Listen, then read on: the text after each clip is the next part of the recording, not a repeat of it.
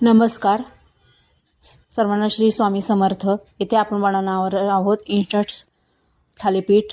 त्याच्यासाठी आपण घेतली 1 वाटी बाजरीचं पीठ, 1 वाटी ज्वारीचं पीठ, पाऊण वाटी गव्हाचं पीठ, अर्धी वाटी बेसन, हिरव्या मिरच्या, लसूण, कोथिंबीर, जिरे, ओवा, हळद, मीठ घेतलेले आहेत। एक कांदा कट केलेला, चॉप केलेला घेतलेला आहे। सर्व पीठं एकत्र करून मिक्सरला मिरची, जिरे आणि लसूण वाटून घेऊन त्यात एकत्र पिठामध्ये मिक्स करून कांदा टाकून पीठ मळणार आहे।